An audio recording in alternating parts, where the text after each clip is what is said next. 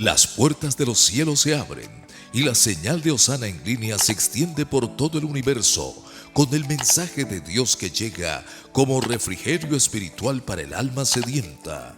Hosana en línea con Carlos Fernando Daza. Disfrútalo en el calor de tu hogar con tu familia.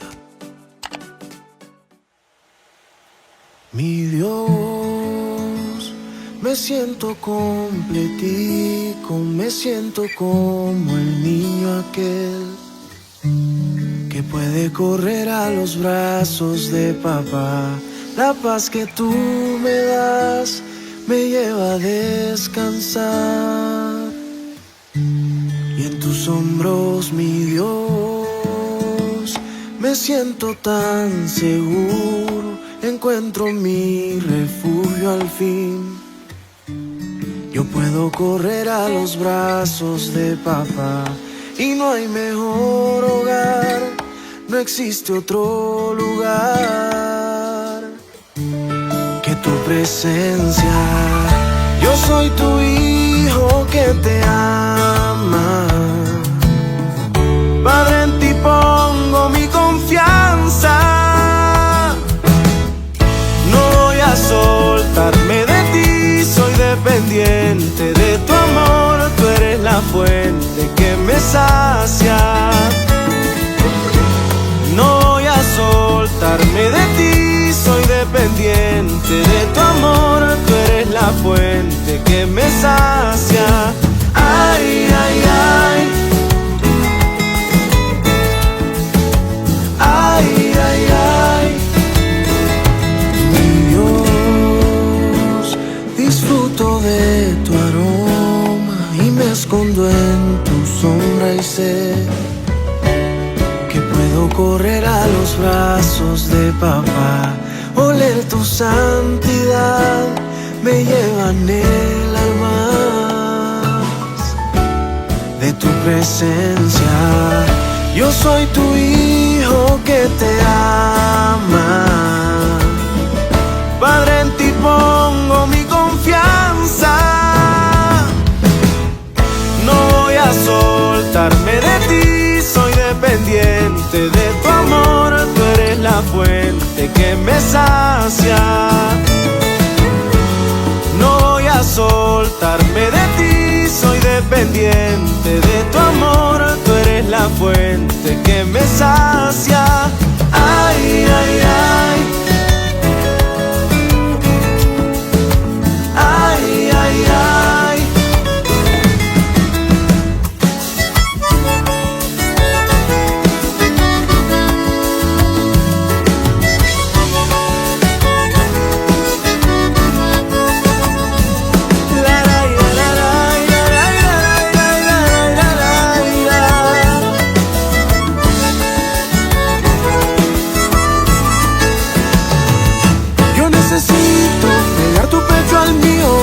Sentir tus latidos, yo necesito me digas al oído, te amo, hijo mío. Yo necesito pegar tu pecho al mío, sentir tus latidos. Yo necesito me digas al oído, te amo, hijo mío. No voy a soltarme de ti, soy dependiente de tu amor. Tú eres la fuente que me sacia. No voy a soltarme de ti, soy dependiente de tu amor. Tú eres la fuente que me sacia. El pueblo de Dios tuvo en sus manos la posibilidad de mantenerse fiel. Cuando hablo de fidelidad, estoy hablando no de perfección, sino de mantenerse en el camino del Señor. Nosotros no somos perfectos, nosotros tenemos una herencia, una naturaleza pecaminosa. Vamos a cometer errores, nos vamos a equivocar, pero lo que Dios espera de nosotros es que nosotros, aunque nos equivoquemos, de todas maneras luchemos por mantenernos en el camino que el Señor ha diseñado para nosotros y para el logro de nuestros sueños, para que nuestras metas se hagan realidad, para que yo pueda disfrutar de toda la creación, disfrutar de esta única vida, pero siguiendo las instrucciones que el Señor nos ha dado en su palabra para que eso se pueda lograr. Y ellos pudieron mantenerse en el camino del Señor, sin embargo, eligieron hacer todo lo contrario. Y saben, pecar esclaviza. Cuando yo sigo un camino completamente diferente a lo que el Señor ha diseñado, eso esclaviza. Y si sabes o si tú eres esclavo de algo o de alguien, según la palabra del Señor, su origen, la raíz de la esclavitud está en un acto de rebelión que comienza en el corazón. Ellos no tenían por qué haber sido esclavizados. Ahora, no sé si ustedes saben que un esclavo no tiene voluntad. Un esclavo puede tener deseos, puede tener anhelos, puede tener sueños, pero cuando uno es esclavo o cuando una persona es esclavizada, la palabra que se convierte en un estilo de vida es el dolor, la angustia, la tortura. Ellos no podían hacer absolutamente nada, pero ¿cómo es que el mismo pueblo de Dios, el mismísimo pueblo creado por Dios, el pueblo de un Dios que todo lo puede, cómo es que un hijo del Señor termina siendo esclavo de algo o de alguien? Porque podían elegir mantenerse fiel buscando al Señor o elegían ir en contra de la voluntad de Dios. Ahora, aquí comienza todo. Y yo quiero como hacer mucho énfasis hoy en eso. Pecar esclaviza. Seguir la corriente de este mundo, vivir de acuerdo a la manera de pensar de este mundo, ir en contra de lo que Dios ha diseñado, eso se llama rebelión. Pensar que yo puedo vivir independientemente a Dios, que yo puedo lograr mis sueños sin Dios. Somos muy llevados por nuestro propio parecer, nos gusta crear nuestra propia filosofía de vida, nos gusta establecer religiones, nos gusta decir Dios responde, pero, es decir, somos muy vulnerables, muy propensos por nuestra propia naturaleza, nos gusta establecer juicios, prejuicios, rotular qué es lo malo, lo bueno y lo feo, de acuerdo a nuestra propia cosmovisión, de acuerdo a nuestra propia manera de ver la vida. Y el Señor lo diseñó fácil, el Señor lo diseñó de manera sencilla, y en la transmisión anterior yo lo mencioné rápido, pero es una realidad. Dios sí creó todo el universo, Dios creó toda la tierra, pero espera de mí sencillamente que yo me acerque a Él y me mantenga fiel a Él en todos los momentos de mi vida, en los buenos y también en los tiempos de adversidad, en los momentos de tentación, yo me mantenga luchando, buscando al Señor en todo tiempo. Eso me va a permitir ver la vida y vivir la vida de una manera completamente diferente. Pero el mismo pueblo de Dios, tanto en este momento de la historia como hoy, hace exactamente lo mismo. Deja de seguir a Dios tal y como Él lo diseñó, independientemente de su palabra. Nos parece que la Biblia es un libro obsoleto, un libro que es anticuado, que no es un libro contemporáneo. Y con esa cantidad de pensamiento y con la cantidad de mentiras y de mentirosos predicando en las redes sociales, terminamos confundidos y alejándonos de Dios. Y eso hizo que el pueblo se esclavizara. Sin embargo, recuerden que estoy en Éxodo 2 y capítulo 3. Dice algo interesante, que Dios vio la necesidad de su pueblo. Dios conoció lo que estaba ocurriendo con su pueblo y escuchó su clamor.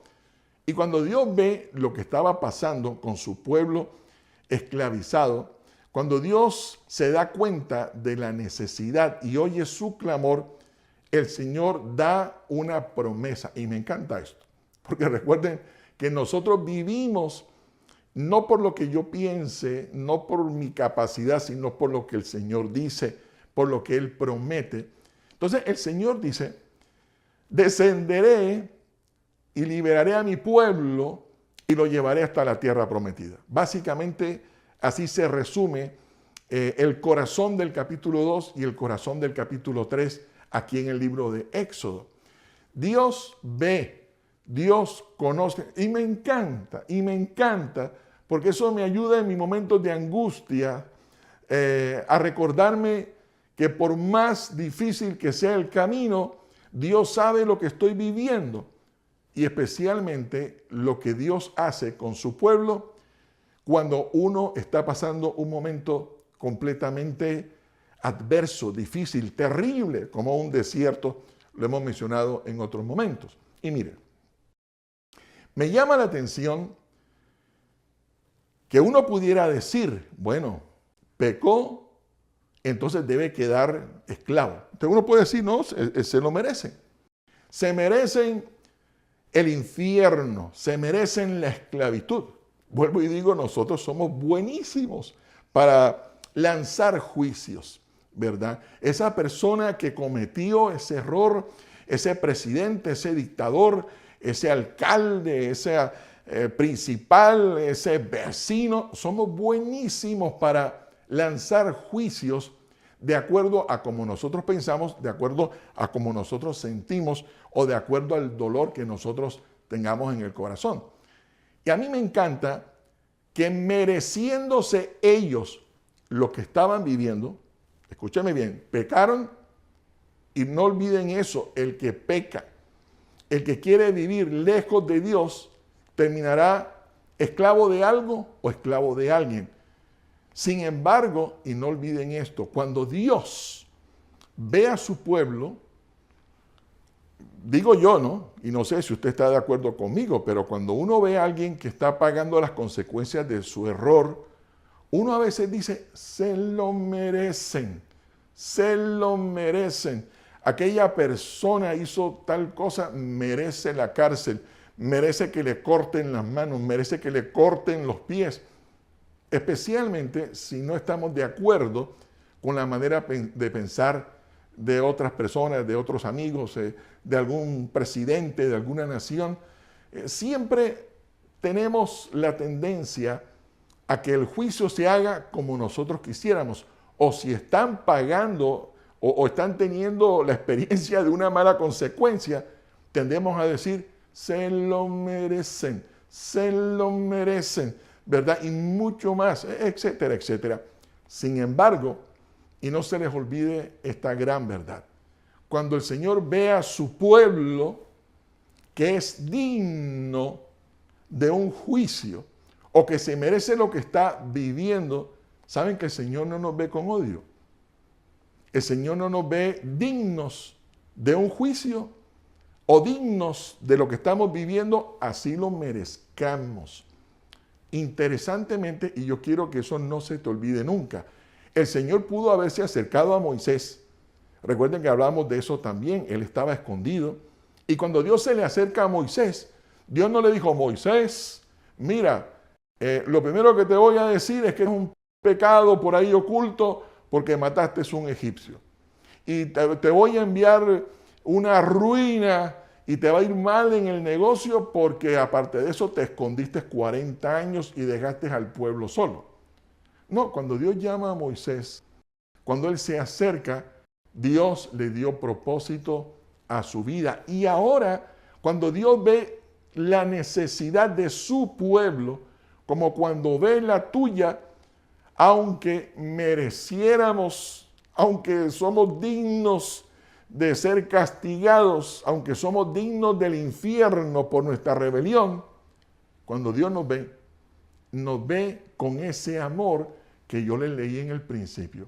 Cuando Dios te ve, ¿sabes? Está mucho más interesado en mostrarte su gran amor que mandarte al infierno.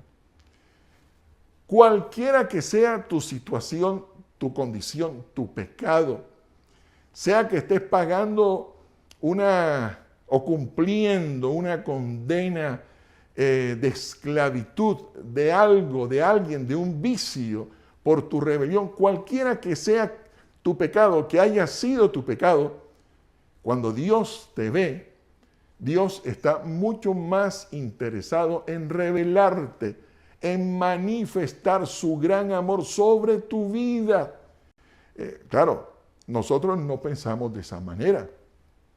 Nosotros decimos, se merece el infierno, se merece la vida que lleva, pero Dios muestra su misericordia. Y por eso leí el pasaje al principio del Salmo 103, porque dice que es tan grande como la medida que hay entre el cielo y la tierra, o entre el oriente y el occidente. Así es de grande el gran amor, el amor inagotable del Señor sobre nosotros. Y recuerda eso. Primero, cuando Dios te ve y ve tu necesidad, Dios te ve con amor. Está muy interesado en manifestar su amor inagotable sobre tu vida antes que un juicio, ¿verdad? Dios primero da la oportunidad, ¿verdad?, de manifestar su misericordia. Lento para la ira, dice el Salmo 103, y grande en misericordia y amor. Es decir, para que la ira de Dios sea desatada, es una cosita así. Pero el gran amor, el inmenso amor del Señor no tiene medida. Nosotros, sabiendo esto, que el amor del Señor no tiene medida, que es inagotable, que es una fuente inagotable de la expresión de su bondad, de su favor, eternamente vivimos pegados del juicio. Y eso como que no nos deja pensar en que nosotros podemos salir adelante. Y miren, su gran amor, su misericordia es para todo aquel que se acerque al Señor. Cuando yo me acerco al Señor, no solamente conoceré su gran amor, sino que seré inundado de su misericordia. Es como una fuente inagotable de su gran amor todos los días sobre mi vida. Pero el pueblo, dice el Salmo 107, pecaban y terminaban siendo esclavos de algo o de alguien. Les iba mal. Y en medio de su angustia buscaban a Dios y Dios los bendecía con su misericordia. Celebraban, se comprometían con el Señor y luego pecaban y volvían a estar esclavizados y otra vez les terminaba yendo mal, venían enfermedades, venían los enemigos y acababan con ellos. Así dice el Salmo 107. Era una manera frecuente de buscar a Dios, pero también una manera de mantenerse rebelde a Él. Y sabes, mientras queramos vivir independientemente a Dios, mientras nosotros no queramos seguir sus instrucciones, vamos a estar enfrentando derrota tras derrota, angustia tras angustia. Es decir, tendremos consecuencias no porque Dios quiera mantenernos esclavos de algo o de alguien, sino porque nosotros elegimos ir en contra de la voluntad de Dios. Y en este mundo no se puede vivir si Dios no está presente. Cuando he tenido la oportunidad en algún restaurante o en algún lugar encontrarme con alguien que no conozco, que está recién llegado a este país, pero también es un consejo para todos los países.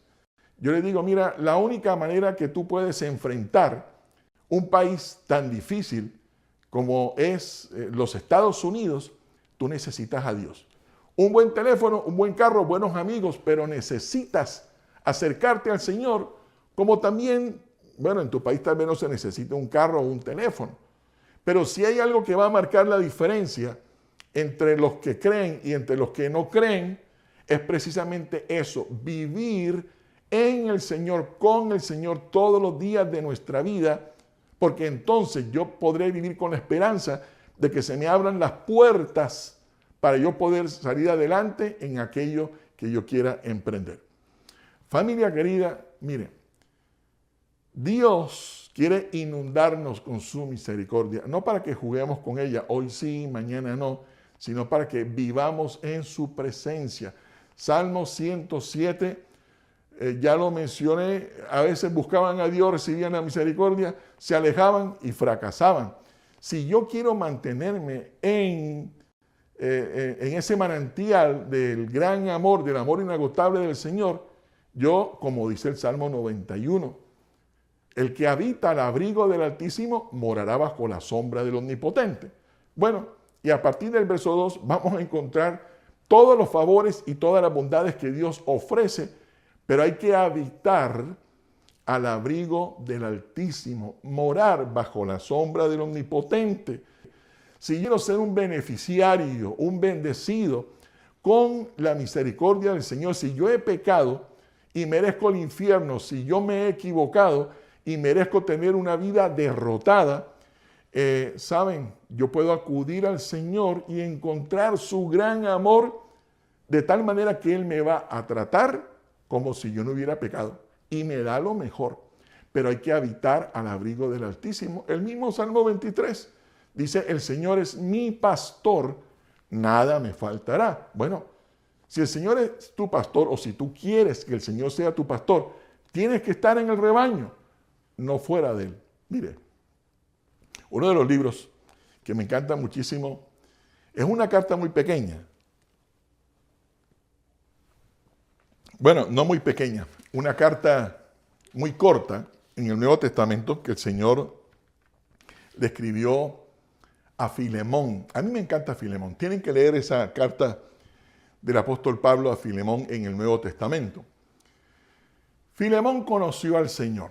Era un hombre rico, empresario, mundano y pagano. Vivía sin Dios. Pero el apóstol Pablo le habló del Señor Jesús. Él recibió al Señor Jesús. Y entonces decidió vivir para el Señor Jesús y usar su dinero y sus riquezas para apoyar al pueblo de Dios. En su propia casa tenía una iglesia y él se caracteriza por ser un confortador de corazones.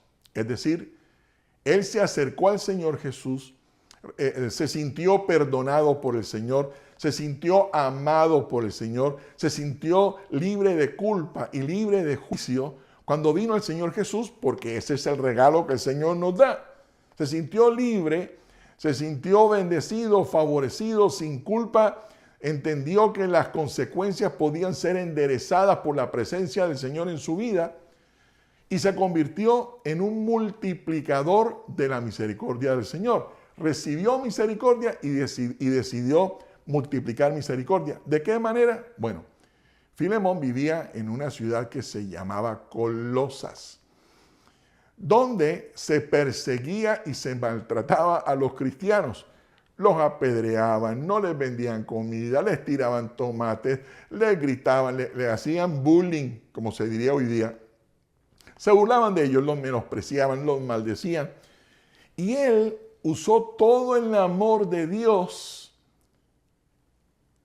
que había recibido para confortar, para animar a todos aquellos cristianos que estaban pasando por un momento difícil. Y eso desató un avivamiento poderoso. Animar a otros desata, vivifica, enciende el corazón del resto del mundo para que quieran acercarse al Dios que me ha bendecido con misericordia.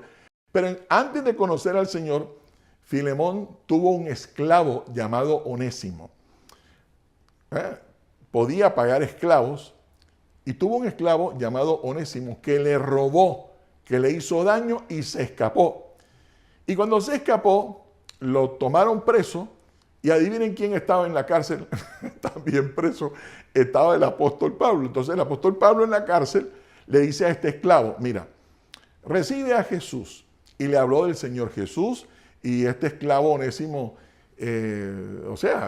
obviamente en la cárcel, pero libre en su mente y en su corazón. Entonces Pablo le escribe la carta a Filemón y le dice, mira, yo sé que eres un confortador de corazones porque multiplicas la misericordia, multiplicas el amor que tú recibiste. Ahora, antes de decirle lo que quiero decir, cuando un esclavo era alcanzado por los oficiales y se lo devolvían a su dueño, El dueño podía torturarlo, podía castigarlo, podía matarlo. Estaba en su derecho porque era su esclavo.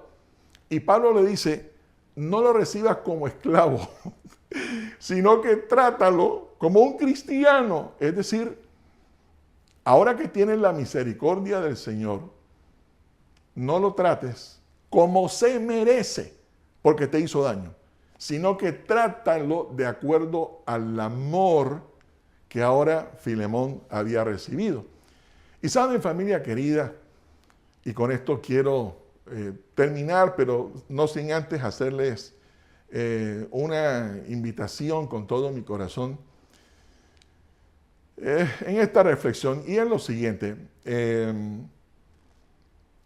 Ustedes no se imaginan la cantidad de personas que nos agradecerían que nosotros, los creyentes, no solamente habláramos de Dios, sino que mostráramos el amor del Señor. Este es un momento de la historia en que no se necesitan tener prejuicios, ni juicios, ni estar diciendo aquel se merece este o aquel. No, yo sé que hay líderes políticos, que hay situaciones que son dignas de que nos enojemos y sin embargo, saben, mucha gente estaría muy interesada en conocer al Dios en quien hemos decidido creer, si en vez de estar lanzando juicios, ahora no se trata de decir, no, yo soy bueno y yo los amo, no, es un asunto de evidenciarlo en mi manera de tratar a alguien que me ha hecho daño. No les estoy diciendo que esto es ya fácil y yo perdono a aquel que me hizo daño. Se trata de acercarnos a Dios, recibir su amor inagotable que sana el corazón para que podamos hacer lo que hizo el Señor Jesús. Recuerden que el Señor en una frase resumió toda la Biblia. En una frase, cuando dijo, amen al Señor por encima de todas las cosas, pero también al prójimo. También al prójimo. Mucha gente nos va a agradecer, no tan solo que seamos creyentes desconectados de la comunidad, sino que seamos creyentes llenos del gran amor del Señor, que tratamos a los demás como si merecieran este amor. No por mi manera de pensar, sino porque eso es lo que produce el amor inagotable de nuestro Señor en cada uno de nosotros. Y me encantaría orar, primero porque si no experimentas aún el amor sanador, restaurador, rehabilitador, confortador del Señor, este es el momento para ser sanos. Pero también el momento para comenzar a ver a los demás como merecedores del amor del Señor. Vas a ver que mucha gente se te va a acercar y te va a decir, yo quiero conocer ese Dios de amor del que tú hablas y del que tú evidencias con cada una de tus acciones. Van a querer conocer más de Dios de esa manera, y especialmente cuando dejemos de estar lanzando juicios. Miren, la victoria final de todos los tiempos está en nuestro Señor. Y nosotros en Cristo siempre seremos más que vencedores.